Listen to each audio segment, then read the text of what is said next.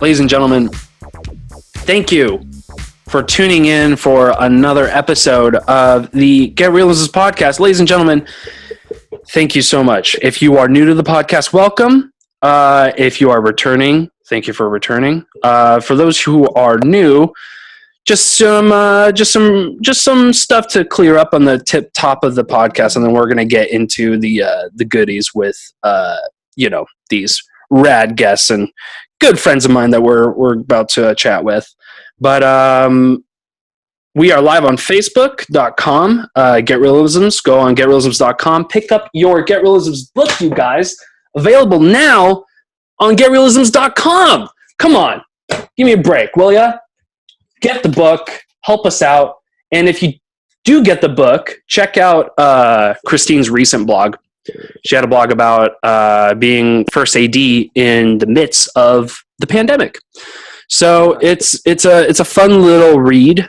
She talks about safety precautions and the lengths they go through to run a productive, safe set, especially for a feature. With tests every single day. COVID negative certificates before the sets and then testing afterwards and all sorts of stuff, you guys. So check it out, getreelisms.com. Follow Christine on Facebook. Follow Christine on Instagram. Christine was Chen MTF on Instagram, and Get Reelisms on his Instagram too. You guys, it is my pleasure and my honor to have a returning friend of Get Reelisms podcast, Peyton Brewer. Hi, Peyton. Hi. That is Peyton. Hi, Peyton. Thank you for returning again. I appreciate you. Thanks for having me again. Last week we were talking about a lot about your process in writing and directing, particularly on... And that's it for me. Goodbye. And that's been the Get Reelisms podcast. Tune in next week. We'll have... It's so rude. It's so rude. Bennett, Charlie, there's been news, there's been speculation going around that you guys have a script that is, I will say in my opinion, one of the most fun reads that I've read, and it's written so well. And it's a fantastic story. It's a wonderful story. And I wanted to get your guys' 2 cents and what the script is about, how you got started with it, and where do you plan on taking the script. So, gentlemen, please, the floor is yours. Go ahead. Well, I guess I'll start out just because the idea came to me actually when I was in rehab, and it's about 2 recovering drug addicts who live together in sober living, who are trying to navigate life sober among also just regular life stuff. But the idea came to me when I was in treatment, and I kind of played around with it for quite a while just in my mind and on my own. And then it was probably like a year and a half later, we met and started kind of connecting. Yeah, working on it. And really you guys met in recovery. We did. Bennett was actually my counselor, so I ended up going to rehab again after that. and Bennett was my counselor, and he really didn't counsel me at all. We just talked about film, so I give him no credit for that, for him healing me or anything. But we kind of just kicked it off, and then I could see the passion that Bennett had around film, and I was more into just like, I guess, the screenwriting process and just writing in general.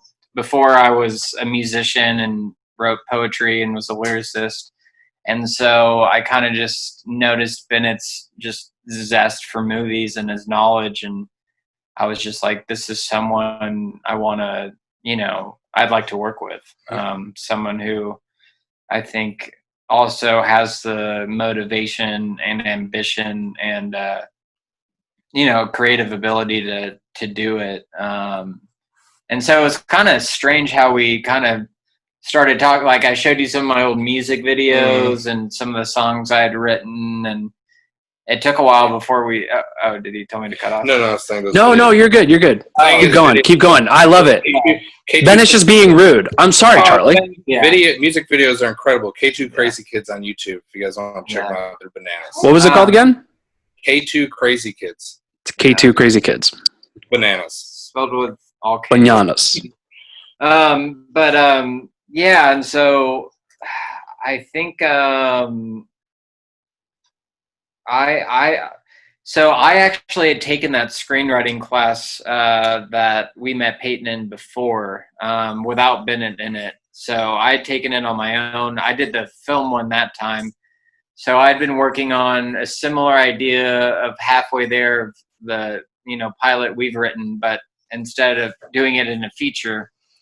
And then I had a kind of another writing partner then, but he fell off the face of the earth and wasn't, as committed. And then the more Bennett and I hung out and, talked about film, and like you got really into the idea. And I was just like, dude, like we need to do this, and then we kind of started messing around with, like, I'd shown him the stuff I'd written in that original screenwriting class, and then we kind of slowly just started knocking it out. I mean, I had a lot of, like, probably a year of kind of going, like, originally it was going to be a feature, so I had a lot of, like, I spent a lot of time on character development and whatnot, and then the screenwriting class kind of helped me, like, because I didn't know exactly what I was doing in terms of, I didn't go to school for anything.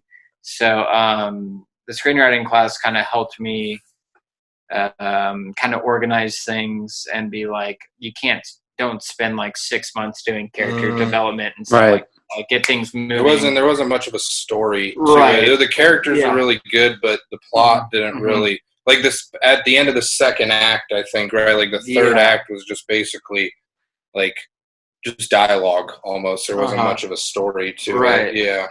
Which that isn't necessarily a bad thing, just having a lot of dialogue, But there wasn't much happening, I think and that's where you were struggling, was like beats, right? The struggle was with the there wasn't enough conflict, I think. And it was just lacking exposition. I'm super into dialogue driven stuff.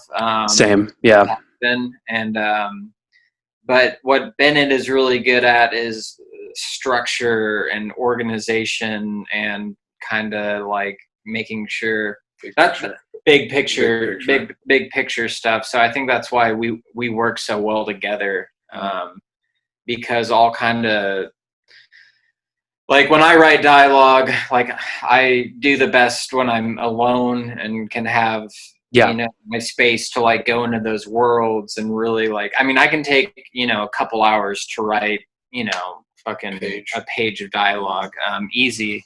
And so, but we do really well when we then come back together and kind of go over it, and then we can kind of cut or edit or, so that's kind of, I guess, my writing process is having that space to, like, use my imagination and put myself in those worlds. And that's pretty rare to have a writing partner that is just as passionate with film as you are. Right. And to share that same passion, especially for writing, because writing is an arduous process. It's tedious. It's really challenging, and you have to invest all of your attention into it. You can't just half-ass a script, truly. Like, you can't. Yeah. But when you have that collaborator, because I've had collaborators before on projects too, and it just never panned out. So between you and Bennett, the chemistry was strong because you guys shared the passion of film, which can go a long way, because some people rather just take the cheap way out, but you guys find the love in it, and you respect it. You respect the medium. And You know? it was originally, there was like 6 of us, right? And I had just gotten this like Sony 4K like camcorder, you know, like an $800, like no focus, no zoom, no anything. And we like went to one of he owns a sober house company as well. And so we went to one of the houses and we just filmed this like idea with all these addicts living in this house, and it was bananas. And it's like, we have like one angle for each scene where it's like very mockumentary. And it was not good. It was like 20 minutes long, and that's kind of where like an idea for a show evolved. And then we wrote a different pilot, which was more of a mockumentary style of this idea of halfway there. And like there was like 6 of us writing, and then by like the second week, Charlie and I were the only ones willing to meet up at least once a week and like work on it. I mean, and then it went from that to 2, sometimes 3 times a week, and it was a perfect way to just like kind of whittle down to who was actually committed to it. And that's why I think all the stuff we've done, we've worked so well with Peyton as well, is because I'm not going to say Charlie and I are like the most committed people that have ever existed, and, you know, we're 100% disciplined, but when we want to do something, we do it.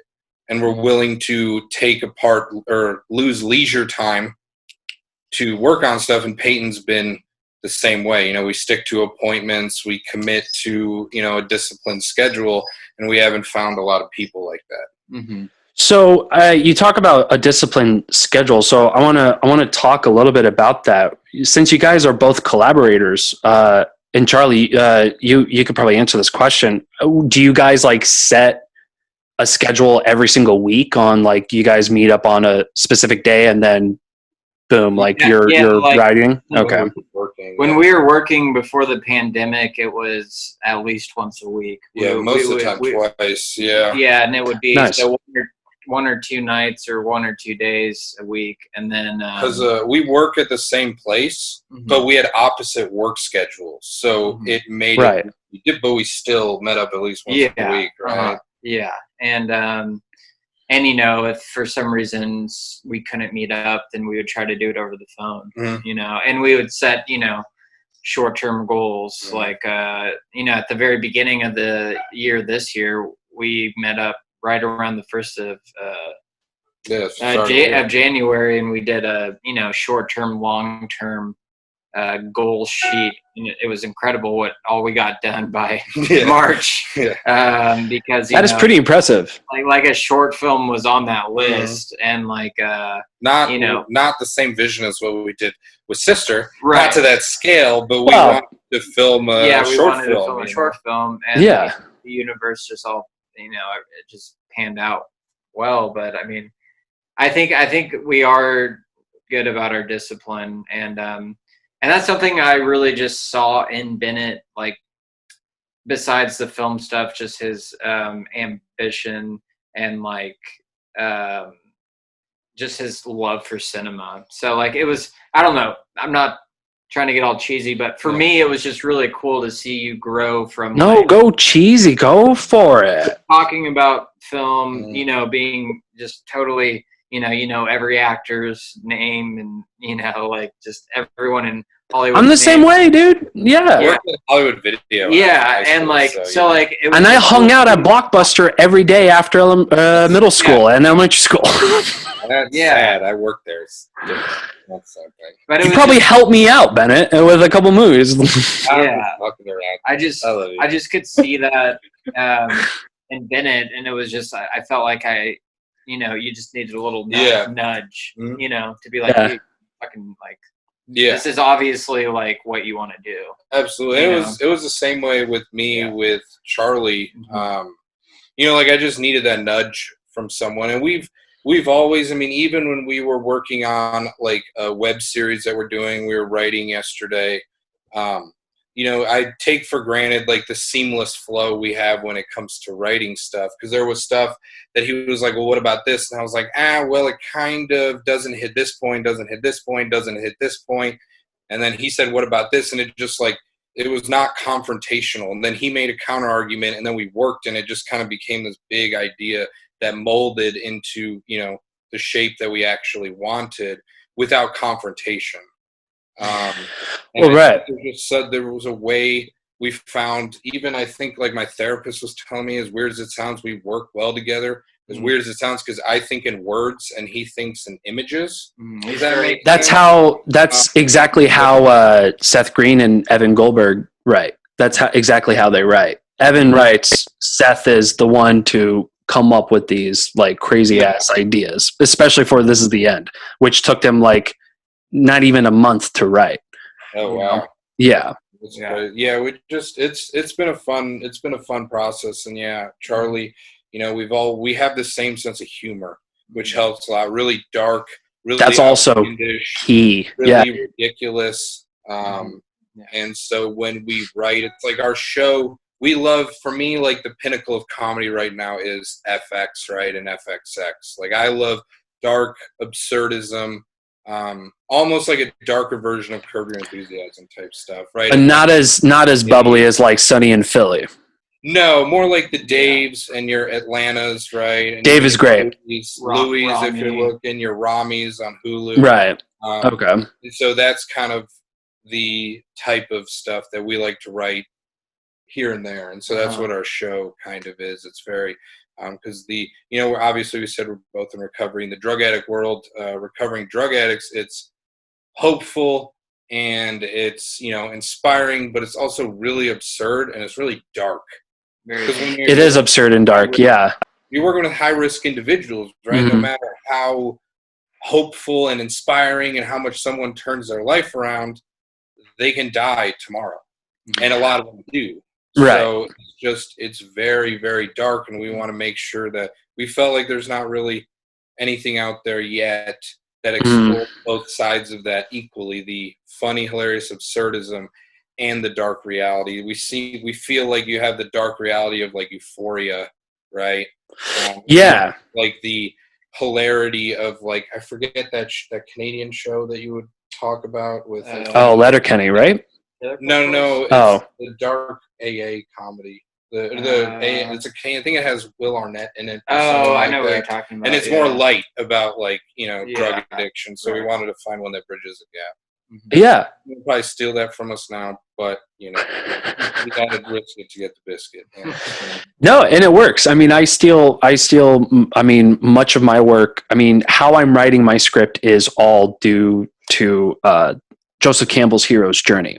And I read a ton of Joseph Campbell, especially, I want to say like the time that I got here to Austin, I was super depressed. I didn't know anyone. And it was like 2 weeks into living here, and I was working at a barista job, and reading about Joseph Campbell was absolutely inspiring in terms of like how stories in the monomyth goes across all literature, from the Bible to the Quran to the Tao Te Ching, everything. And these stories are not typically stories about like redemption. They're more stories about returning with the lessons that you've learned and becoming a better person and becoming a bigger person, more whole person, if you will. And that's the type of story that I'm into. And funny enough, speaking of Seth Rogen and Evan Goldberg, I watched Pineapple Express for the 3,000th millionth time. And I realized that Dale Denton and Saul both have a hero's journey in that fucking movie. And I didn't realize that until I watched it again. I'm like, oh shit, they both were not friends at all. They're just, a guy who was buying weed from another dude. And by the end of it, they turn out they're the best of all friends, and they need each other in the end, And it's a buddy comedy for sure, but it's absurd, but there's realistic values in it. I mean, it's a pop movie, you can also say that with Half Baked, but there's still some sort of message with it. Yeah. And it's not like, a movie like Freddy Got Fingered, where it's just randomness and fucking absurdity and there's nothing going on. Yeah, exactly.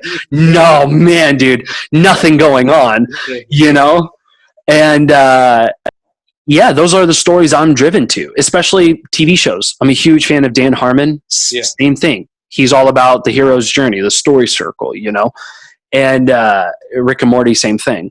So yeah, I mean, I definitely truly think that like it takes a lot to find someone to can work on the same pace the other person can, and you guys both meeting at the same time every week, even and it doesn't matter what your guys' moods are in that day, you guys have to get writing done that day. Right. You know, one of you can be upset, doesn't matter. You've got work to do, you know, and for you guys to treat it like work, that's awesome. For me, like doing it by myself, there's days where I'm just grumpy and I'm upset, you know, and I'm just like, I can't fucking write. There's no way. I'm not going to do it. So I just, you know, sit in front of my TV playing Warzone, you know? And I think sometimes for us, like, you know, not only are we like writing partners, but we're really, really good friends as well. So a lot of times the meetup to write also becomes like a discipline and exercise in friendship for us. And it's a chance for us to meet up and talk about what's going on in our lives. And sometimes it's 20 minutes of writing and like 40 minutes of us just talking about shit, right? Like trying to process what's going on in our lives.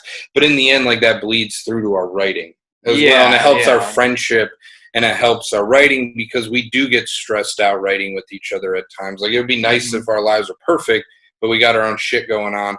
And sometimes it just helps the writing if it's like, look, dude, I need to talk about this shit right now.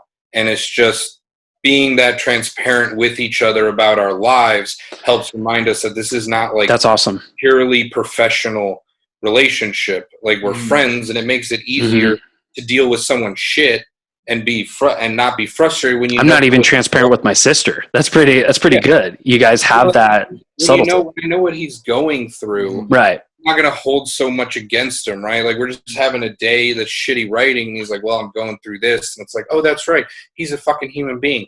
Like he has problems. Not every day is gonna be super productive, and it just helps keep the friendship going, which helps keep. And we have to be professional. And I think for me, like a huge part of the writing process was taking the class and finding someone like Peyton who could give us like 100% honest feedback, and we were taught how to properly give feedback. So we send the script to so many people, as I'm sure you know, and they're like, "Oh yeah, it's really good." And I'm like, "Cool. What makes it good? What didn't you like? What didn't work?" I don't know. It's pretty good. Everything was funny, you know? And then I send it to Peyton, and it's like, "Look, this was good. This was good. This was good. This doesn't work. This doesn't work. This doesn't work." And like meeting someone like Peyton and being in a class where, yes, I was taught how to write, but for me, teaching how to critique ourselves and other people was one of the most beneficial parts. And I'm sure it's the same way for Peyton. Yeah. I mean, Peyton, do you want to add anything to that? Well, I think it's just really important because when you are creating, there's a part of yourself that's like, okay, you know, like you're bearing your soul when you're showing your work. But it's good to like train yourself how to hear criticism in a proper way, but also how to give criticism in a way that's not like, this sucks, and like makes people feel like disheartened. What is the proper way to give criticism, in your opinion? How would you, Peyton, if you got me to read something and you needed my like 2 whole cents, what would you expect for criticism? In your opinion? That we learned, basically you let the other person speak and you don't say anything, and you can't argue why it is the way that it is or whatever. You just have to listen to it and process it. And then when it is your turn to speak, you can only answer in question form. So like if there is, you know, a beat that's not working, you would say, what would make this beat work in your opinion? And right. That person would give you some feedback about what they would think. And so it just creates more of like a collaborative process versus like, this sucks, cut it. Yeah, it's more hostile. Yeah. Instead, you're not necessarily creating a solution to the problem, but you're following advice with the criticism. So it's just like, it's linear. The other way that we learn, just like you talk about all of the things you like first, so that people are like, okay, cool. It doesn't completely bomb, you know, unless you're Bennett. And then you follow it up with, you know, what didn't work and why didn't it work? So I think it's very important identifying the why too, because you can just tell someone it doesn't work, but why does it not work? Yeah. How could it work, you know? Well, It makes sense. I know. Go ahead. For me, like one of the biggest pieces when it came to criticism was like, what happens is that I know everything about these characters, right? I know everything about the plot.We've been with these characters for like 2 years in my brain, but that doesn't mean that that's what you see on the page. And so what happens is when you're critiquing me and I just want to talk and explain, it fills in the holes for you, but I'm expecting to show this to people who have never been with the characters, don't know anything about them, that don't know their backstories. And it's like, it's good if it makes sense in my head, but does it make sense on the page without you needing an explanation? The other thing for me is, my dad was like a upper management at Ford for like 20 years. And one of the things he would always tell me, he would tell the guys under him is, hey, don't bring me problems. I got enough problems. Bring me solutions. That's right. So that's one of the things when you write, it's like the exercise, as our screenwriting teacher called, is a two-way mirror, right? You're behind a mirror. You're not allowed to respond. What happens is, as the rest of us start to have this discussion, what happens is it goes from, oh, this doesn't work. Well, what do you think about if they did this? What do you think about this? This would make more sense, right? Like, what about if we change this? And from that, it's easier to take criticism when the person is helping provide you solutions as well. No one just wants to hear problems. You want to help people solve their problems. And for me, like when I'm behind the two-way mirror, all I want to do is talk and respond and justify. But what ends up happening when I don't get to do that is ideas start to come to me. And I'm like, oh, well, we could do this, right? We could do this. And it helps. At first, it's super frustrating and it kills your ego that you're like, this is perfect. And everyone's tearing it to shreds.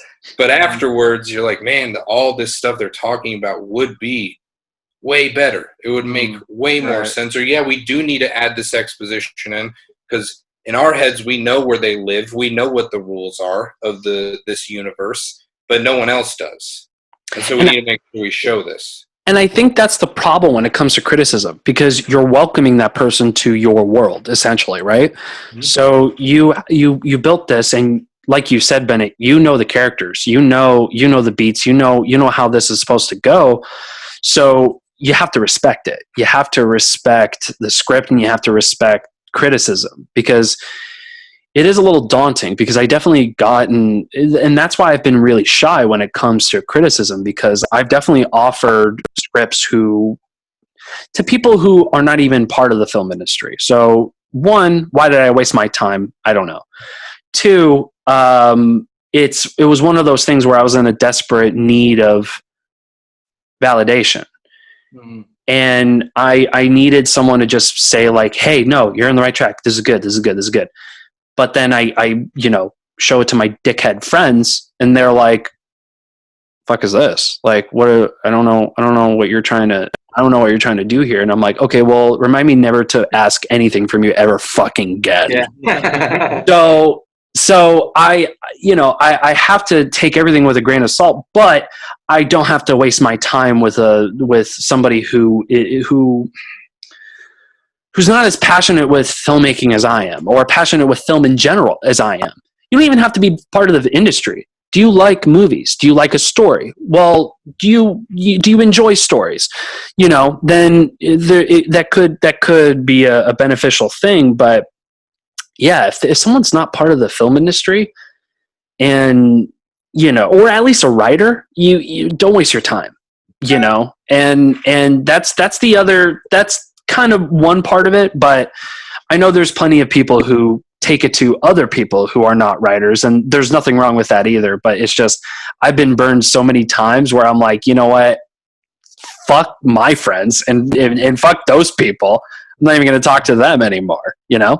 I would say for me, it's like a delicate balance, because luckily I have people like Peyton and Charlie and even Marshall and David, who are in our class with us, who will like read, and they've been taught how to critique, right? Yeah. And so it's like, look, even if they don't like it and they think it's a piece of shit, like they'll say why, right? It's not just like, hey, this sucks. It's like, this doesn't work. This doesn't work. This logic doesn't make sense. This decision by this character has no validity in their psychology whatsoever. But I also will send it to people like my mom or my sister or my brother, Yeah. because in the end, what I have to remember for me is that, like, my show is not geared towards writers, right? My show is geared towards people that watch cable, right? And it's like, Right. cool, yeah, I can make, you know, like a Darren Aronofsky film, right? I can make like The Lighthouse. Crazy imagery, yeah. You know, like, I can make The Lighthouse, but I also want to make a show that is going to educate people and show them a world that they may not have seen, which means that I need people's opinions who are not in the art house world or not in the writing world. And even if all my mom says is like, it's good, I loved it, for me, it's always like, well, what did you like about it? What did you love about it? What stuck out to you? What moment was more powerful than the other? And so for me, I don't know if I grew up playing sports my whole life and I'm used to being yelled at and like berated by coaches. But to me, it's part of the process, because yeah, there is a grain of salt where like someone, you're like, look, you're an asshole. Your opinion means nothing and you're not even willing to tell me why. You just want to hate. But even some people I've sent it to and they were like, I wasn't a huge fan. For me, it's why. What didn't work for you? What did you hate? Because I want to remember that I'm writing for a normal person. So I think one of the early ones we wrote, it's like we acted like we were writing towards other drug addicts in recovery who knew the rules of sober living and what 12-step meetings were like and how hard it was to stay sober. Mm-hmm. And then we realized, like, that's not our audience. Audience is everyday people, and we have a story we want to tell. And we want to make sure they understand the story we're telling. And that's all it is. It's just about understanding it. Mm-hmm. Yeah. And, you know, you can have a great, you know, Bryan Singer film, you know, like Usual Suspects, like type of film. You're going to confuse your audience. You know, there's so much shit going on. You know, I guess a better example is like Tarantino, you know, starting from like a middle of the fucking story, and then he just carries on from there. Yeah, there's beauty in simplicity. You know, there's beauty in just telling a regular story, but I don't know, halfway there is not a regular story. You know, and it's a. I mean, for me, I read it. It's a story about love. I did. That's how I read it, and it's almost like both you guys are like the two main characters in the pilot. Like both have like really hostile attitudes, and they sort of like come full circle and find each other, you know. And there's something pure and something special about that, you know. We're like, and in this day and age, we're just very, very, very close to canceling anyone and everyone, you know. So it's nice to just have something that is like pure and honest and real, you know, and something that is something that people can take away from it, you know, and understand that, you know, maybe some of your friends who are suffering through drugs are actually fucking hurting, and it truly sucks for them, you know, and some people just won't get that. And I think the pilot emulates that perfectly, and I think you gentlemen did a fantastic job. So yeah, of course. Being authentic is one of the biggest principles that I try to go by. Yeah, and that means being honest. That means, you know, that sometimes characters won't have a come to moment, and you know, bad things happen and life is hard and all that stuff. So it's like having that balance. But I never, you know, I definitely appreciate just authenticity over like maybe like always resolution, you know, because that's what life seems like a lot of the time. And it's funny about the criticism, because the first script we wrote, you can definitely still hear that. The first script we wrote, we sent to one of my old roommates' sisters, who's been in the entertainment industry, and she's like a prop designer in Atlanta and all this stuff. She was like, "This is not dope." Good. Yes, like, this is not good.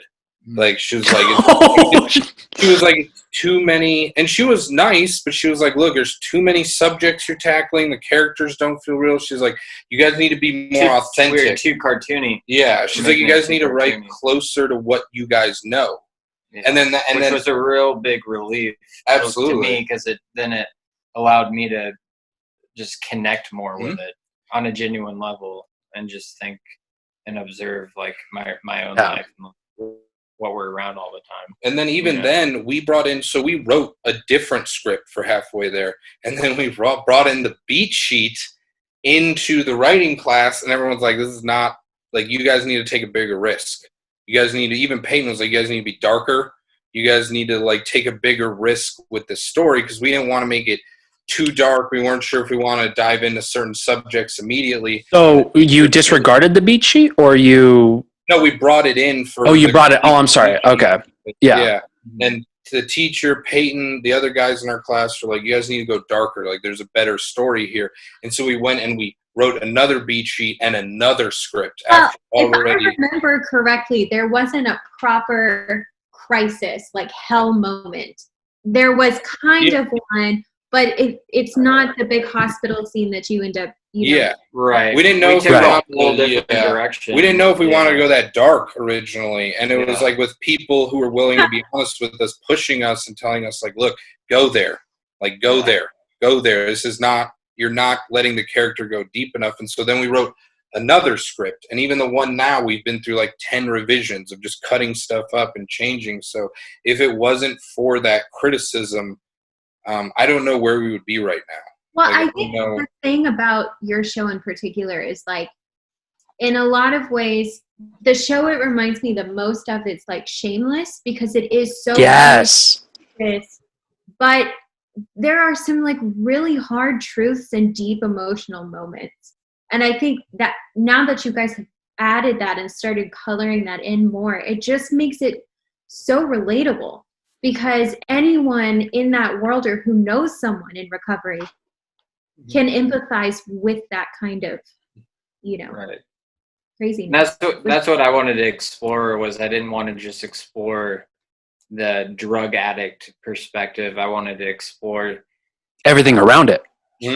Everything around it, but any human being, and they don't have to be drug addicts to have giant wounds of trauma or like psychological. Like, everyone's psyches are different, and we all have struggles. So it's like, yes, that's the universe we're kind of in, but we're going to be running into like not just addicts all the time. Like, we want to explore, like, so everyone can relate to, because it's just human nature shit, really. Like, the taxi driver, who is my favorite character. Oh, the cab driver. Yes, the cab driver is hilarious.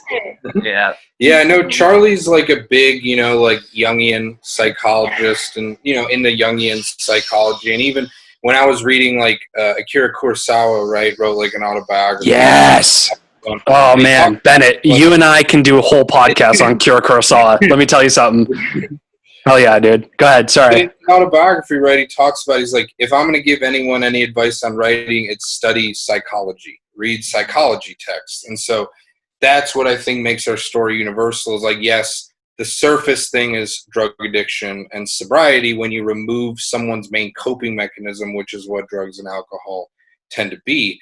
So what are you left with? You're left with all the insanity, right? And if so many people can relate to that, where whatever your wounds are, you're trying to overcome, those wounds are universal. Drug addiction is just a way that we cover all that stuff. Yeah. But, we didn't want to explore a show about drug addiction, because there's a lot of those out there. We want to explore a show about recovery and what happens when you take people's main way of dealing with their shadows and their trauma and their grief and all that stuff without the thing that helps them deal with it now. And usually get mass insanity is what comes along with it. Hopefully progressing to peace and understanding and confidence, but that is like 10% of the time in the most case. And it's a lot of steps, 5 steps forward, 3 steps back or whatever. What I think is really amazing is that each character has their like sub addictions. So obviously they're trying to heal through, drug or alcohol addiction. But then there are like characters who are addicted to working out, or addicted to vaping, or addicted to the bros. I love the bros in the script too.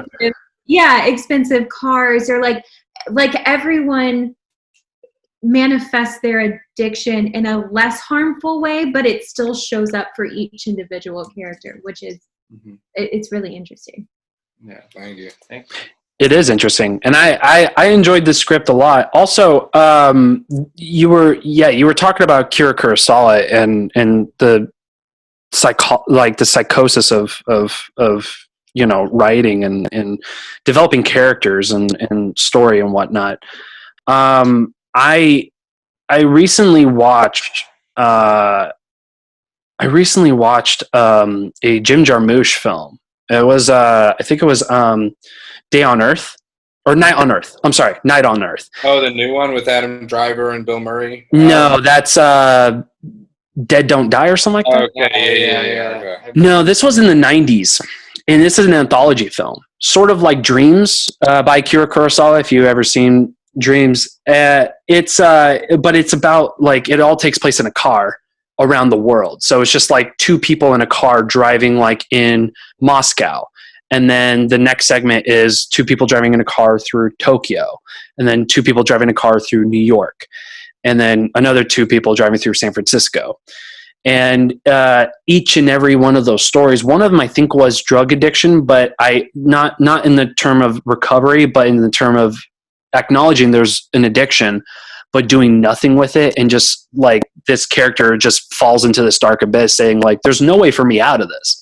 Mm-hmm. So, you're essentially taking me to hell, which is a very, very dark process to imagine, but almost too real, and I've definitely, and especially the scene in Halfway There, where you were at the party, the character at the party, going through its relapse. I've seen that happen before. I've been to a party where that happened, and it's never a good sight. And I feel like that scene was most impactful. And of course, like the scene after, in the hospital, probably my favorite scene of the entire script. That was impactful. Like, I don't know if that was you, Charlie, who wrote that dialogue, but that was fucking awesome. It was great. You spent a long time on that dialogue. Took me a lot of polishing on it. Yeah, it took me. I'm sorry. I even showed like that scene to my mom, just that scene to my mom, and my mom was like almost crying. It was great. Yeah, dude. It's a good scene.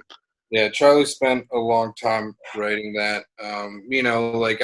I like to write dialogue, but I know I'm not as good at it as Charlie is. Like, a lot of times when I write, like, for me, when it comes to writing, it's like I just need to sit down.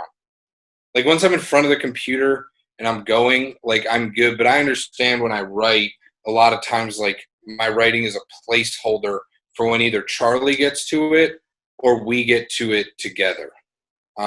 Because Charlie... Can you elaborate? Like, what do you mean by that? Well, Charlie has a way with words. Like, he used to write poetry. He wrote music. Like, right. My dad is an engineer and my mom has a psych degree. I didn't play music. I played sports. I didn't do any art. So I'm not a wordsmith like Charlie is. So a lot of times when I write, it's like, I'm like telling him, like, look, I'm just going to get dialogue out so that we have a general direction of this conversation. Almost like I'm on like a Curb Your Enthusiasm type set. Right. Let me just get this dialogue out. Let me get the direction of the conversation out. And then either you can take a hold of it, right, yourself and start to take the general ideas we have for this dialogue and, reform the dialogue, or we'll get together and we'll go through every single line. I see. So you know where to go, Bennett. It's just you just need to get there. Yeah, I'm the big picture. Picture, he's more like he's good at structure, being analytical, and then for me, it's like I have to get the solid. That deep philosophy. go off to the places and really spend time just with my imagination and like just going there. So yeah, I mean, I remember writing for that hospital scene. I mean, that took me like at least 2.5 hours one night, and I think I went back the next night and edited it again. 0 more. Really? Yeah. 2 days. That was easily like what, 3 pages of? Yeah. No. About 2.5. Okay. A lot of it, when it got to you, it had been cut down significantly. Okay, gotcha. At that point, that's one of the things is like we write a lot as well. Yeah. Peyton knows the same things. Peyton's very well aware. Sometimes it takes me an entire day to write it. Well, I mean, I'm writing an action movie, so I'm writing an action feature. So I'm drawing storyboards and stuff. So the process is a little bit longer, but that's crazy though. 2.5 hours, and you got that entire scene already like Well, and scribed. that's just one of those moments when I was in the zone, and it was like I was in that other realm of like, you know, you can call it the unconscious or the other whatever. The sunken place. The sunken. When I get those moments, like, you know, that's when I think the best stuff comes, and that's why I, you know, sometimes me and Bennett will, he'll like write some out, and then I'll like, you know, read it, sit on it, and then I'll go back and edit it or rewrite it or whatever. So it's like it. But, like, it's helpful because Bennett is, like, organized and, like, you know, like, we need to get this, and this done. So I'm not just always, like, in fantasy land, basically, you know. A lot of times, You know what like, I mean? we'll write something together, and, like, we'll write, like, 2 pages, and then I'll come over 2 days later, and we'll open it up, and there's, like, changes. Luckily, like, the writing software we use, I can see what's been changed. But I'm like, dude, this is dialogue. Right. Completely different. He's like, oh yeah, I got it the other night. Spent like 3 hours changing it. And sometimes it'll be like something as simple as like, I was in another place, man. Yeah. Sometimes I'll literally tell him and like highlight something, be like, look, this joke is a placeholder. Like this line of dialogue, like I need you to go in and polish it up because I don't have a way with words.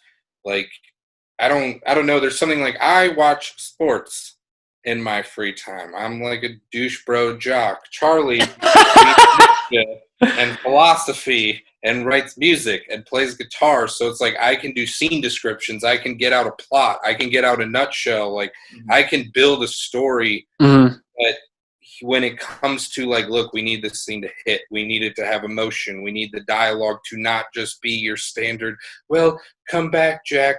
No, I don't want to. Like when we don't want that standard, it's like I need him to do it because my mind just doesn't. I mean, it's getting better the more I write. Yeah, I mean, the dialogue sort of reminds me of Aaron Sorkin in a way. Like, like especially with like the Newsroom. I don't know if you guys seen the Newsroom. Yeah. But what was it specifically? I want to say. I think it was during 2012, the re-election. There was one episode where everybody was like everybody was like spreading rumors about one another, and the Me Too movement was just like skyrocketing. And in the show, it was like talking about that, and it was also talking about like you understand that these powerful men are all going to be taken down one by one. And Aaron Sorkin was the guy to point that out because literally 2 months after that episode aired, Harvey Weinstein was prosecuted. Like that is, you know, I mean, I don't believe in coincidences, but I do believe in ramifications of work. And the ramification of that work echoed. And it pulsed through the entire film industry. And Aaron Sorkin is just known to do that, you know. Any of those filmmakers just are always going to be those hard-hitting people, especially when it comes to dialogue. Like, you have to have the dialogue locked in tight. Like Steven Soderbergh, like you can have it beautiful in your imagery, but as long as you can maintain the point of the scene and what they're talking about and still address the emotion that comes with the scene, the work is already done for you, you know?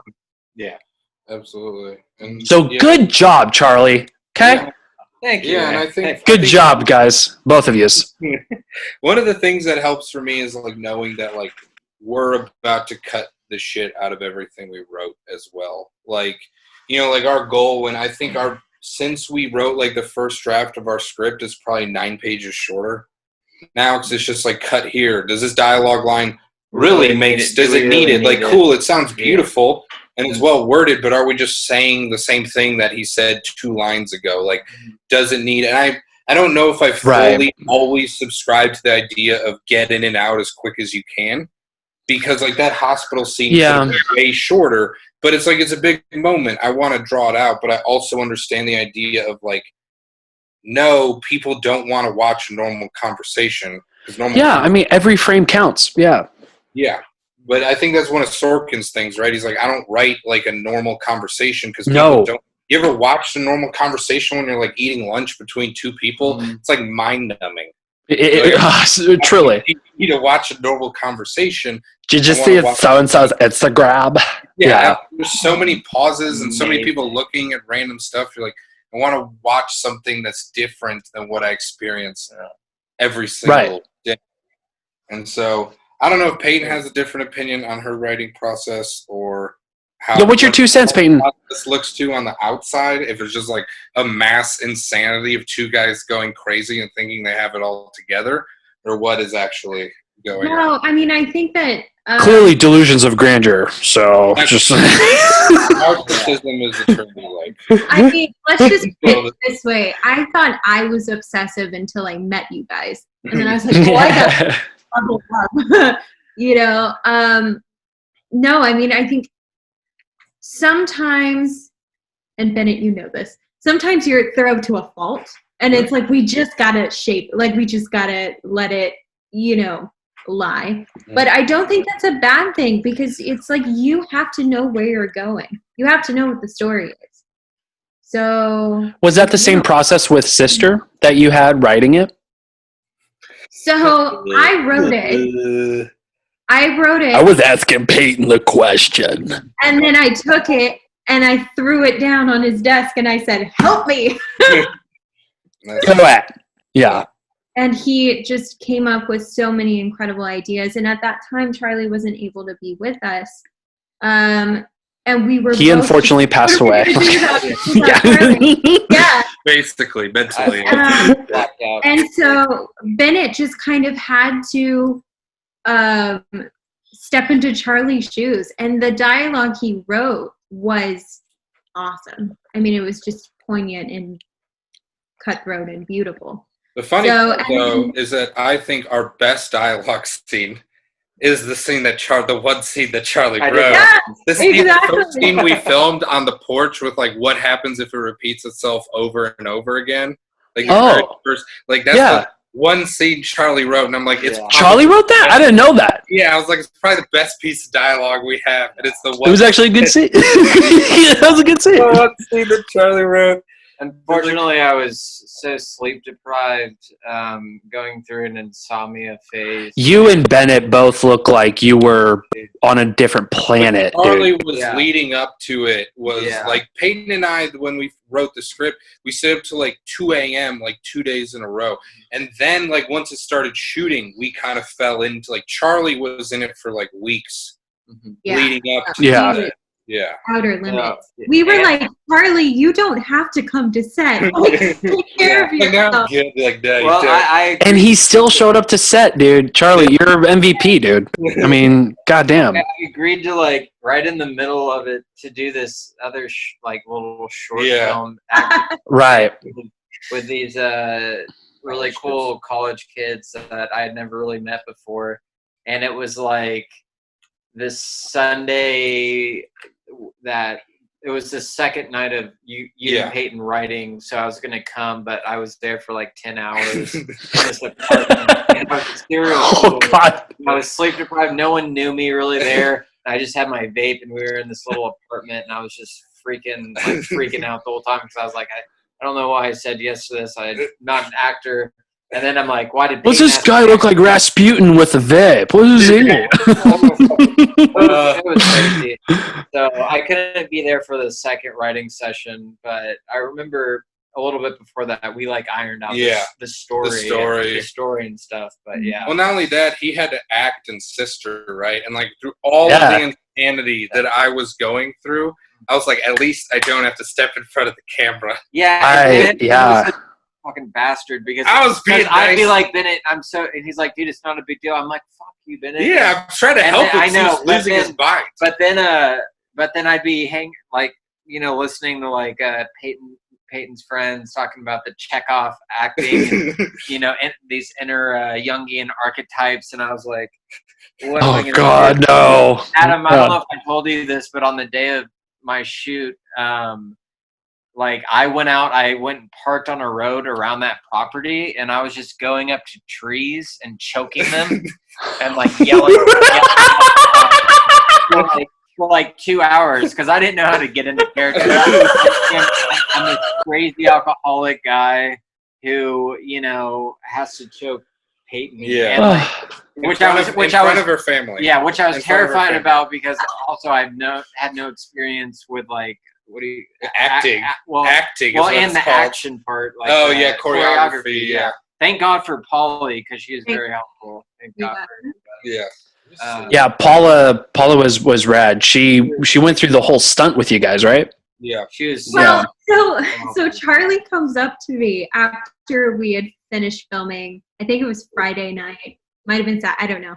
And he was like, "I think maybe we should work on our stuff." And I was like, "Yeah, I think you're right." Yeah. And we go into this room, and Paula like follows us, and we're like, "What? Yeah. Like, what's going on?" Yeah. Are you okay? Like, what's up?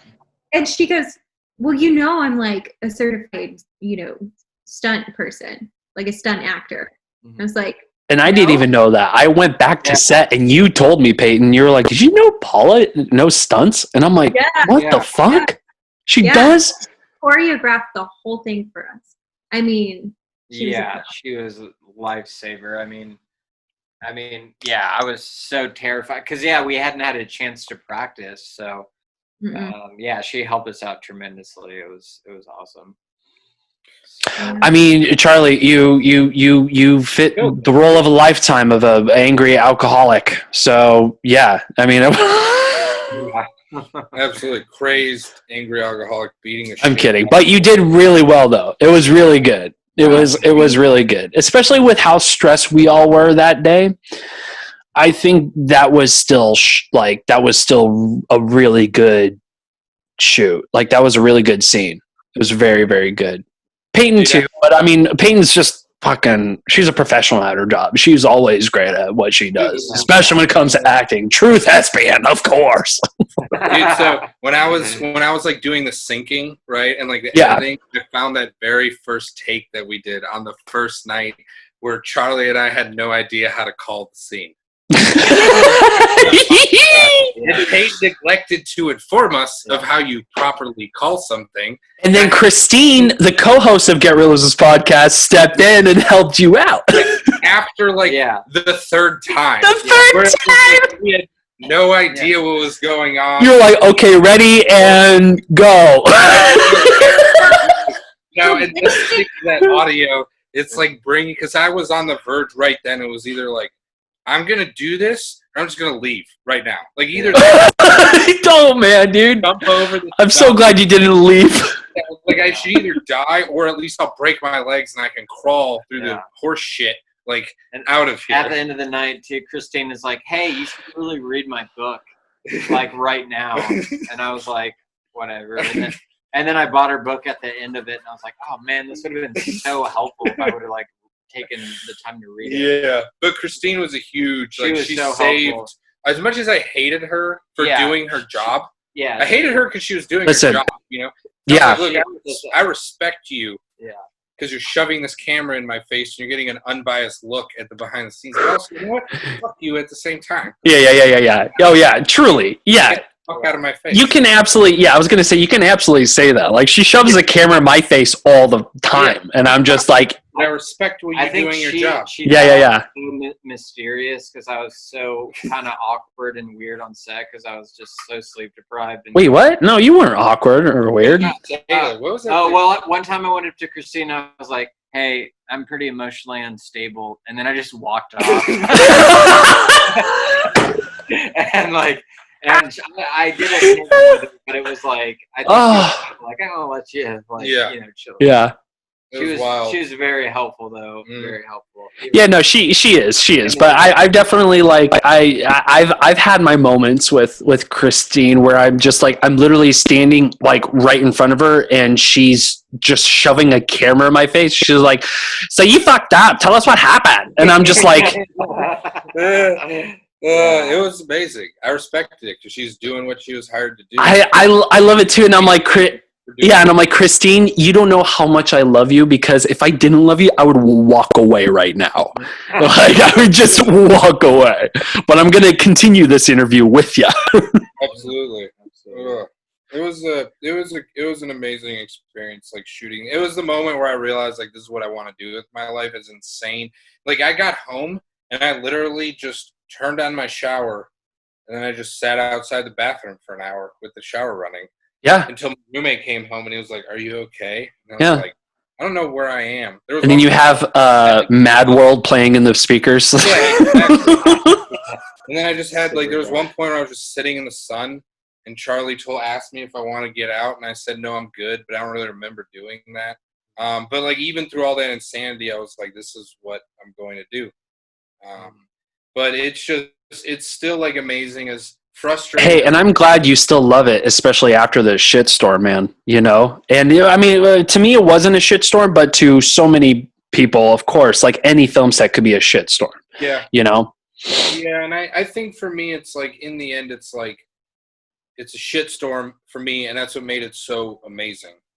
You know, like, that's what makes it fun. That's what makes it exciting. Yes. And that's even how we learned. Yeah, absolutely. And even with the editing, like I still get frustrated at times because you know it's like I want this angle, I want this. The audio isn't perfect here. All the shit you read about is completely normal. But like it's so crazy to see, like you know, to still to this day, like see something you created, like on a screen, and knowing that, like I didn't realize how out of normal like what we did was until like I texted my aunt who works in the industry and told us like how much we shot and how much time with how many people, and she was like, "Holy shit, really?" And I was like, "Yeah." She was like, "That's insane." And for me, it was just like, "Yeah, it's just what we did.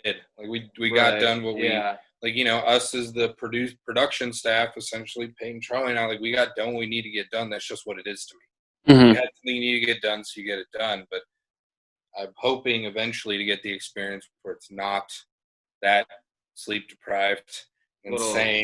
No, I mean, I even learned valuable mistakes too, especially fucking up in the art department, you know, and even the minor fuck ups that I made in the art department, I've realized that some of it's out of my control, but also some of it is yeah, you made the mistake. Oh well, so be it. You're the next set is going to be even that much better, you know, because every single set, even my first set as a PA, fucked up majorly. Like Christine could have easily like said, "Go home. I don't even know why you're here," and she didn't. She was like, "Hey man, like I know you're just learning. I know you're just trying to understand it, but you know this is how it goes." And she's super respectful, super honest, and yeah, and even Kelly too. Like Kelly was the one who showed me everything about art department. It made me fall in love with art department, and I've grown to respect cinema even more. And now when I watch movies, I have that much more respect, even if it's a shitty movie. Even if I just watch a Tommy Wiseau, The Room. Like, if I just watch that, I'm like, making movies is hard, man. Yeah, they made a movie. Yeah, they made a movie. They made a movie. Like, that's the most Yeah. part is, like, even if, you know, like, even if something I do gets, like, destroyed by people, it's like, I still made something. And that's something Still made it. Whenever my dad would make, like, you know, weird investment opportunities when I was a kid, like one of the things he would talk about is like, in the end, I meet so many people that talk about doing stuff, and there's very few that actually do it. So if it's someone that's doing something, I'm willing to take a risk because I know for every one person that does something, I know 1,000 that talk about doing it. Yeah. And that's like, in the end, to me, it's like, however this short film turns out, it's like, you know, with Peyton's push for us, like, we did something. It doesn't matter whether it's great. I hope it's great, but either way, it's like we spent so long with so many people just talking about filming stuff. Like, that's why I bought the camera for the Solstice videos where we work. I was like, I'm tired of just talking about doing shit. Let's buy a camera. If it sucks, but at least we did something. Mm-hmm. And who Yeah. would have thought that 3.5 years ago, where I bought a shitty camcorder to record a video for Solstice that took me an hour and a half to edit 3 cuts in it, Right. on a movie, that I would be working on editing a 20-minute short film on Premiere Pro, you know, that we had shot and filmed and all this stuff. So it's insane to me still. Yeah, I mean, and being in the film industry is even more wild, you know, like working in seeing where the sausage is made is you get you find a lot more respect in the industry, but you also respect how fucking hard it is and how time consuming it is and how apparent it is to have a pre-production, how apparent it is to have X, Y, and Z, you know, so many things. And, we are almost near an hour and a half, so we could take this bad boy down for a landing. But I do want to ask, now that we're in the subject of creativity and writing, are you guys writing anything new, anything more other than Halfway There, or are you just really focused on Halfway There and just trying to see where y'all can get with it? Yeah, well, so at the beginning of the whole pandemic thing, I went out to Wimberley, and I was out there for 6 weeks with my girlfriend and her mom and little brother. And so Bennett and I would have phone sessions like 2 to 3 times a week. And I think we wrote one short film, and then we worked on a beat sheet and for another one. And then once I came back to Austin from Wimberley, then Bennett was really the only person I'd hang out with other than the work stuff I'd have to do. So we just started we've been also working on the series document for Halfway There. That's what we were asked to provide by some people, was like, get a series document together with the summary of your episodes and your characters. And, right. And like we've been working on. Way harder than you think it is to plot out 9-episode season. Well, yeah, you have to write an entire arc. Yeah, dude. Right. It's exactly. It's crazy. We've been working on that, and we finally put a date on like when we really want that to be done. And which makes me feel better, because I really wanted that kind of date. So you guys feel better with deadlines? Like, you guys feel like you can be a little more productive when there's a deadline slapped to it? I think so, but also what we found out during this quarantine too is like we've been doing these little, like, we're working on a web series thing, and like it literally was like me and Bennett bored at my house, and we had the camera and we just, I wrote, I had an idea, and I wrote a couple pages of dialogue, and then we just filmed it. It's literally us, a microphone stand, and like a camera. Our tripod sucks, so we put the camera on a table propped up by books. Yeah. And we're just like filmed it. Like, it's just literally nothing with him and I. It's like that David Lynch, What Did Jack Do? Like when he talked to a monkey, It's just like, it's just a conversation. Yeah. And it's like, and we get a lot of energy from filming and like doing that part of it. So now where we're at is we're like, we have to do both. Like, we can't just like focus on writing completely for like a month, or we'll get a bit frustrated or bored, because that, like, filming something just gives us, like, you see your creation like come to life. There's like a product, and we'll get like burnt out on writing. We'll be like, look, we just need to film something. We'll film it, we'll edit it, and seeing like something that we created like in front of us and sending it to people who like enjoy it. It's like, okay, now we have the motivation to like keep slaving away staring at a computer screen and not like, I mean, you don't get your hands really that dirty writing, and so when you get to film, around, and so it's like, I want to get my hands dirty as well, even if it's filming some shit on a cell phone. It's like, at least I'm creating and like adding other parts. So then making sure we do both has helped a lot, because we started to get burned out on writing at like the start of quarantine. Yeah, burned out on and thinking about the docuseries and kind of getting. Yeah, so it was 9 episodes. Can you outline all of them. And I'm like, dude, I barely thought a 9 episode arc is already hard enough. Focused on the pilot for so long, so it was just like, oh shit. Right, and that's between 2 people. Which, by the way, usually, like, let's take Breaking Bad for an example, with a staff writing of 7 fucking people, dude. Right. You know, like. And someone we know sent us like a series doc for like Succession, and like we looked at it, and Charlie was like, "Look, it's completely different than the show." Mm-hmm. So like what we understood is like, look, I bet we just need to prove that we can like think that we have a plan for these characters. But us being what we are, we're like, dude, these are our characters. We're gonna write like a 9 episode arc, like right. And we've gotten 3 done, and we kind of know the main situation for the rest of the episodes, like where we're going to put the characters in an environment, and we'll, we know the last episode. We know where we want them to be at the end of the season. We know what demons we want them confronting. We know whether we want a comedy or a tragedy with each character, and now we're just working on getting them there without just seeming like all we're doing is trying to get them there. Right. And then we have to write all the characters' outlines and all that stuff. So and that's a fucking process, I bet, for sure. Yeah, I mean, it's always. So when do you think? Probably. I mean, like, do you think you're going to have a full document by like? I mean, I think August 17th. August 17th. August 17th. August. Wow. That's what we set our deadline, because now getting through the second episode is the hardest part, because the way we envisioned it, the second episode is almost a part 2 to the pilot.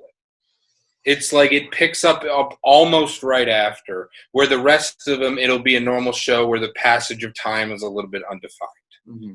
Right. Okay. But it's like, because it's a part 2, it's like we still have arcs that we're working within and situations that we need to kind of start to bring into the forefront. Yeah. Because, like, we're the main characters. I get my episode. We need to make sure Charlie gets his episode. And then we can really start the story once both and of our kind of weave the other people, main characters into it. And I'm really excited for these next, like, from breaking off from the first 2. We got a bottle episode idea, like a that bottle we want to episode, do, which is really I'm really stoked which is going to be like where we get to get weird and artistic. Yeah. Fuck yeah. Hell yeah, dude. Whole episode in one location around one person. Yeah, I'm super. Like the Fly episode with Breaking Bad, right? Something like that. I'm trying to think. Like, for me, it's like basically the whole episode is only going to deal with him, and it may not completely factor into the story. Like Teddy Perkins. Yeah, Teddy Perkins in Atlanta. Barry had one. Barry did have one. The fight one. Oh, that's right, Teddy Perkins. Yeah. Okay. Yeah, the crazy daughter. Yeah. And it ties. That's rad. But not fully. Type of thing. We have an idea for that, and we got our stuff outlined, and we're gonna work on it as we keep filming. And I can send you.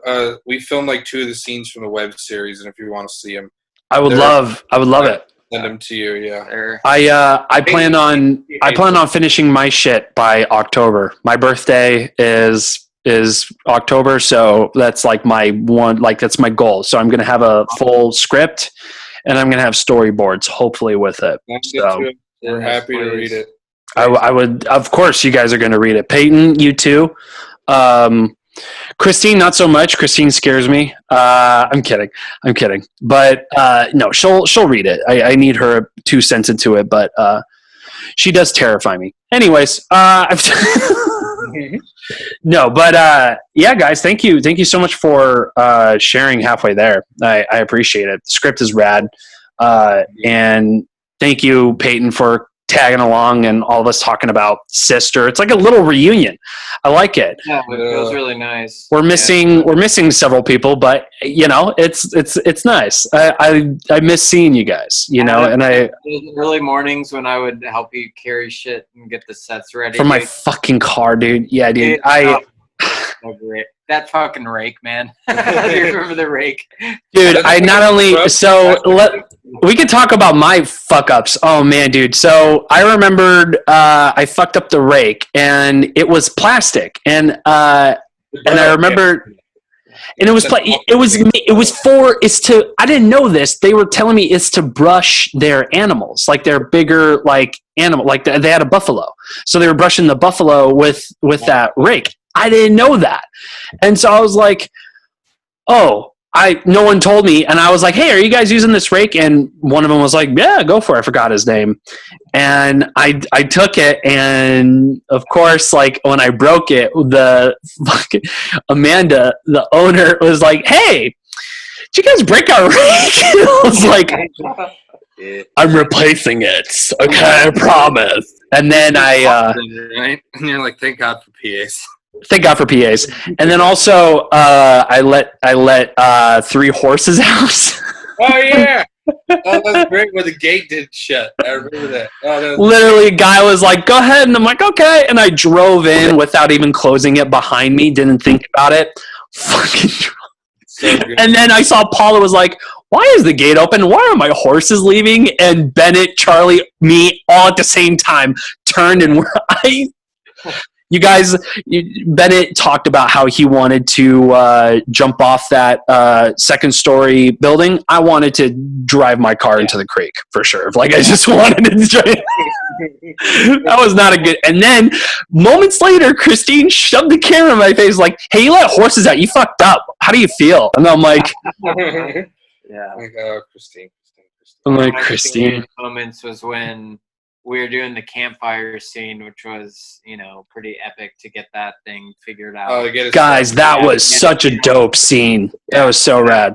Picking out all the, firewood and just Paula just being like, better watch out for snakes. There's But, copperheads. but anyway, at some God. point, you guys needed the battery, and it was the extra battery, and it was back at the. Yeah. So I had to go and drive back and get it, and I was so like sleep deprived and stuff that I was like, I'm gonna get lost, and I'm just not gonna come And back. then he luckily Yeah. took the right turn. Yeah, luckily, and I found the right thing, and it all worked out. But I'm glad it wasn't like a Blair Witch situation where you're just lost and you're circling around endlessly, Peyton did a great job hiring all of us. It worked out better than we all could have hoped. Thank you. She did do a good job. What are you talking about? Hell yeah, dude. That's what I was saying. She did a great job. She hired the most inexperienced people you could possibly find to run the film. And But listen, like I learned so much more. Even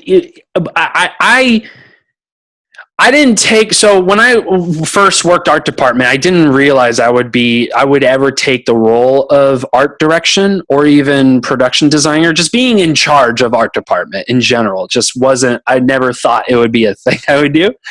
And I do love the experience. It is rad, and I do like flying solo.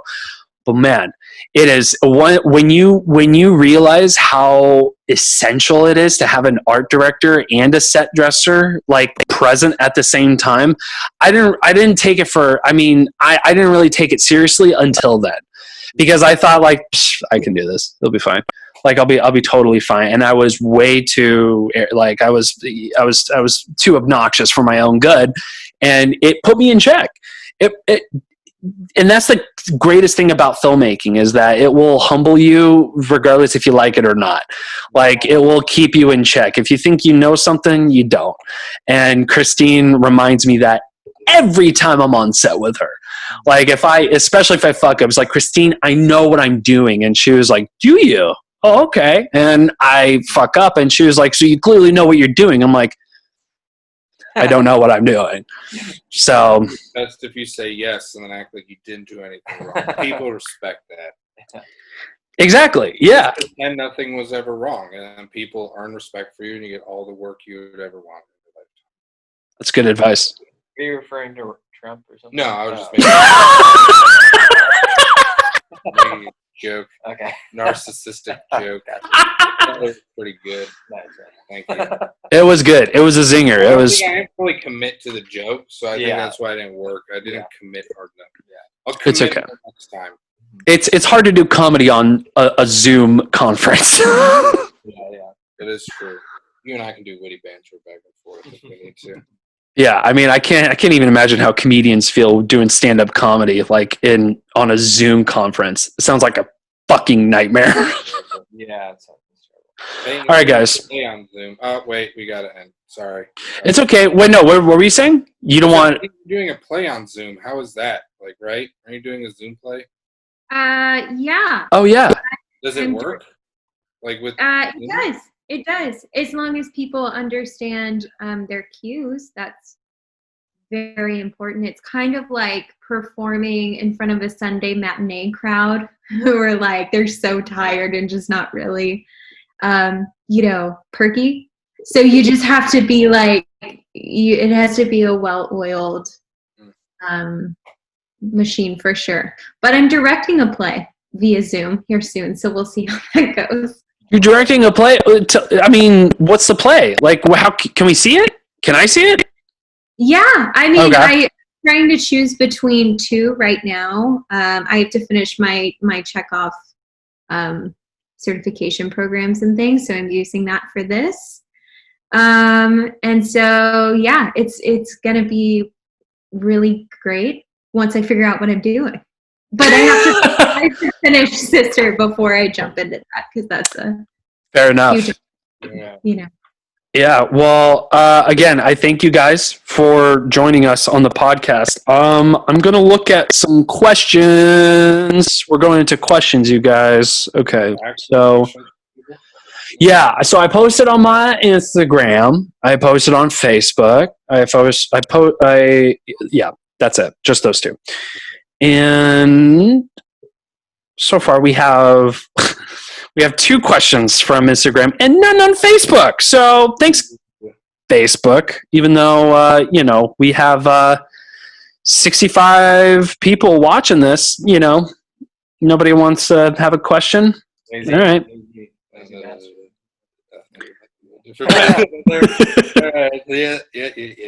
So one question. No, I don't know. Roommate got me this shirt. If anyone's going to ask This me. is a Prince shirt. No, I don't know where to get this And shirt. then that card. It's usually Kira the question shirt. I get. I think it's from Spencer's, but I'm not sure.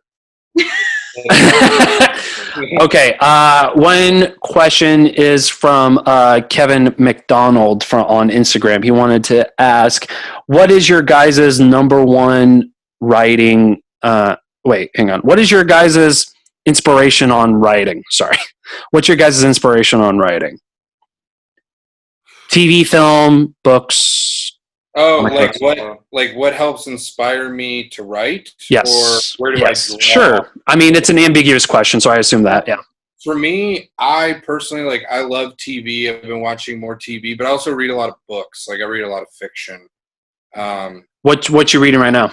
I read a lot of fantasy. I read a lot of classic fiction, whatever it may be. But I read a lot of fantasy, and for me, part of the reason I read is because you can tell stories, but because you create a fictional world, there's so many more ways you can tell psychological stories when you can completely change what the area someone lives is like and what encompasses that culture. But that's where I draw from for me. I love shows that explore. I love anti-hero shows. That's where a lot of my stuff, everything from Losers, Walter White, yeah, to Cillian Murphy as Thomas Shelby and Peaky Blinders. There's something about anti-hero shows that feel so human to me. And that's where a lot of it comes from. But a lot of times, when we write web series stuff, for me, it's just I'm thinking about a moment I had in my life that seemed like I was stuck in an episode of Curb Your Enthusiasm. It's so surreal. And you're just at any moment about to scream at a waitress. Yeah, absolutely. I'm just what is happening right now? Yeah. And then, I got to tell Charlie about this. Yeah. Why don't we do this? But yeah, that's for me is just the absurdity of everyday life, and then a lot of fiction, anti-hero stuff I love for inspiration. But you're a huge fan of comedy too. You both like comedy, yeah. So are you guys watching? What's the we talked about Dave before the show. Atlanta is one of the biggest inspirations. For yeah, Dave and Louie were huge. Yes. Yeah. And then for me, I read a lot too. Not really fantasy, but more I guess classic stuff. I'm trying to read more abstract, modern stuff. Yeah. With a narrative or nonfiction? Yeah, like Hemingway, Kafka. Oh, I see. Okay. Yeah. J.D. Salinger. Epstein, but I could just say Steinbeck. Epstein. Yeah. Steinbeck. Who's the guy you're reading now? The Japanese. Oh yeah, Hiro. What's his name? Is it Japanese like surrealist? Murakami. Yeah, Murakami. Japanese surrealism. Yeah, I think. yeah, he was influenced Nice. by a lot. But then for me also, it's a lot of you know, just observation in life. And you know, like I remember working at Thundercloud for a while, and I would just, you know, each customer would come in, and I would just set up whole backstories of their lives. You know what I mean? Like, Dude, as a barista, I used to do that all the time. yeah, it's a great Woody pastime. Allen-esque, right? I don't know. Yeah, Does he Woody do that? Allen has whole scenes in his movie Yeah. talk about people. Oh, walking yeah. by. Yeah. Yeah, and Yeah.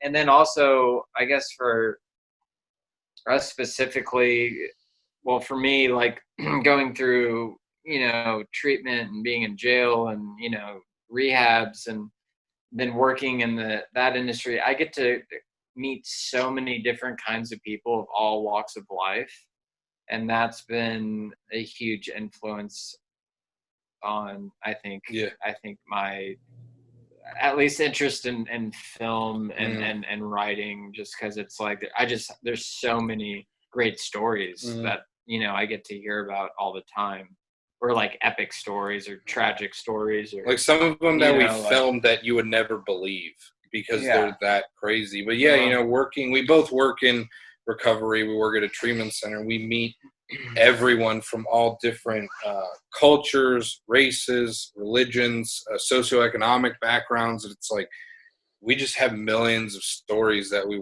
want. All of our characters in our show are based off of people that we know, like slightly fictionalized versions. And so a lot of stuff for me is that's true at my job. I'm just like, you know, That was the other thing about Halfway There, was that you guys expressed that it's all walks of life that go through drug addiction. It's not just one core finite group of people. It's everybody. It's your neighbor, it's your brother, it's your sister, it's your mother, it's your dad. It's everybody, you know, it's and you guys made it that much more real, especially like, I don't know who the character was, but I think your character, Charlie, like there's this one old guy who you guys make fun of all the fucking time. Gene?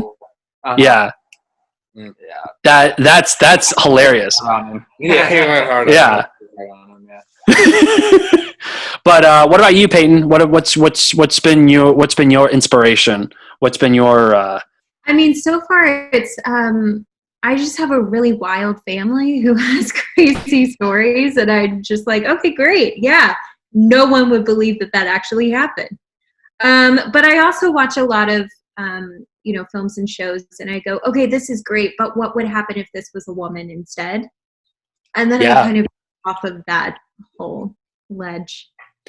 Yeah, I mean, same here. I've been reading a lot more. I'm reading Neil Gaiman, The Sandman, lately, and it's a mind ripper. Oh man, it's a definite mind ripper, and I've been enjoying that. I've actually been playing video games that have amazing narratives. I've played The Last of Us Part 2. Holy shit. It is, if you want to talk about good writing, hands down, and it's a video game, by the way. It's the narrative is structurally beautiful. There's side missions that continue the protagonist's story, and you can dive deeper into other characters' stories and like go through their side missions and stuff like that. And of course, like there's decisions that you have to make along the way, you know, so your input is validated in the video game as well. That's been good. And I've been watching crazy old movies lately. Like I've been watching a lot of Akira Kurosawa. I've been watching a lot of there's this one Russian filmmaker in Tarkovsky. I've been watching a lot of Tarkovsky films, and he is Andrei Tarkovsky. For those of you who don't know, is very deep, emotional films, and also Guillermo del Toro. I've been watching a lot of as well. Last night I just finished Pan's Labyrinth for the 10th time, and Pan's Labyrinth is still this day like crazy amazing in terms of fantasy. The story from beginning to end and the hero's journey of the little girl, fucking great. Yeah, it's been great. Good question, Kevin. Thank you. Thank you, Kevin. Thank you, Kevin. Next question is from Megan. Well, I mean, we can't really answer this question. Have you guys been working on film sets, and what have you been working on during the COVID crisis? I haven't been working on anything. I am unemployed. We haven't been on, obviously, any sets for us. It's just been writing, pumping out this series document because it's every time. Just writing for you guys. Yeah. And then obviously filming, we've been filming. Yeah. Stuff. Yeah. Just literally just two of us in an apartment, and we were finally like, screw it, let's just film something. Like, I don't care if we don't have anyone else to hold stuff. We have microphone stands. We can just use whatever we want to. We can adjust lamps he already has in his house for lighting. We were like, screw it. And then obviously working with Peyton more recently on like the sister edit and stuff to try to get that done. But no set stuff. Just no real sets. Just doing some. Tired of sitting around as writing. As we can. Yeah. Tired of sitting around writing, just talking about filming something. Be like, what are we waiting to film something? Like, we have a house. And the camera, just go do it. A beautiful camera in a house. Like, let's an awesome mic. Let's do something. And it should be done pretty. Yeah, we're hoping a week or two. Yeah, we can finish it. And what about you, Peyton? I've been doing a bunch of Zoom performances and things like that. But no, I haven't been on a set. I have been behind a computer a lot, learning how to edit the documentary for Sister. Yeah, and I've also learned. I'm relearning how to draw again. You guys, I started to draw. I never knew, but I started. For storyboarding. For storyboarding, because I realized going into it, like when I first storyboard, I sent a picture to a friend of mine, and he's a DIT, and I sent it to him, and he was like, "Wow, this is garbage," and I'm like, "Yeah, I know, but can you get what I'm trying to say here?" He's like, "No, what is this?" And I'm like, "Fuck!" So I had to go back and learn how to draw trees properly, happy little clouds, happy little trees, and just go back to basics and draw nature. And like drawing a car is apparently a fucking crisis for Adam. I can't draw a car for the life of me. I'm just trying to draw this. Just a simple car with 4 people in the car, and I want a camera. I just want the frame pointed through the windshield so I see everybody visibly, and I can't draw that for some reason. It's just fucking impossible. Yeah. And but I'm learning, and it's a day-to-day process. But I've also gone to Photoshop, and I just I've been reading a lot of comic books too, and I've been taking pictures of images and panels of different comics, and seeing how I can cut around it and put it in a frame that I want to see, or how an action sequence that I see. That's how I do it. Or I take it out of an original film. I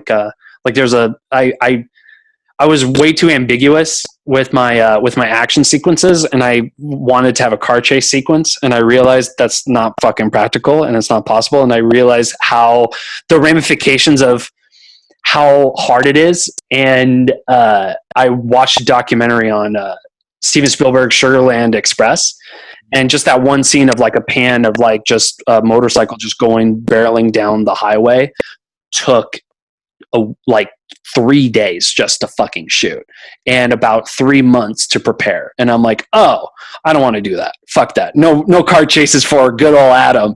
We're just going to do some Jackie Chan fight scenes, and that's it. Yeah. Things. Benny gave me his cinematography book, the 5 C's of cinematography. So I started reading that and taking notes, studying it I'm in school. We're just trying to learn as much as we can so we can do anything as we needed to. Right. All the areas we don't know. And that Blood Meridian book you gave me, I'm highlighting. There's so much great scene description in there. And I'm Cormac McCarthy, dude. Right. So Cormac McCarthy, dude. Yeah. Hell yeah. I read Blood Meridian. I've never before, read. So. Yeah. So I'm nice. right now. Yeah. Yeah, you see Yeah. why his movies are his books are Yeah, usually made into why the movies. Coen brothers. Yeah. Yeah. It makes a lot of sense. Mhm. So. And same with Neil Gaiman too. I realized, especially with American Gods. I finished American Gods last week, and holy shit! Like and the show is amazing. The show is fantastic as well, but the books are just fucking crazy, and it goes even deeper than the shows. There's so much backstory with characters. It's phenomenal. But anyways, you guys, I think we're out of time and out of podcast. Was there anything you guys wanted to talk about? Like anything to plug, anything to share with that the audience looks forward to? Or I think for us, I would like to have you guys again on the pod if you guys are down for it. we would love to. Our company, we don't have anything online yet because we're going to wait for the web series and the short film, but it's called Dirty Jerry Productions. Whenever we finish the web series, it'll be up on YouTube. You guys have a YouTube? We don't have anything yet. We're waiting until we finish the web series thing, and then we'll blast everything out. But it's called Dirty Jerry Productions, but we don't have anything yet, so just be on the lookout for that. Other than that, wear your mask. Be on the lookout for Peyton's Zoom play coming to a nearest Zoom near you. Coming to a YouTube channel near you. A YouTube channel near you. Hopefully. Powered by Zoom. I don't know. Is there anything else? No?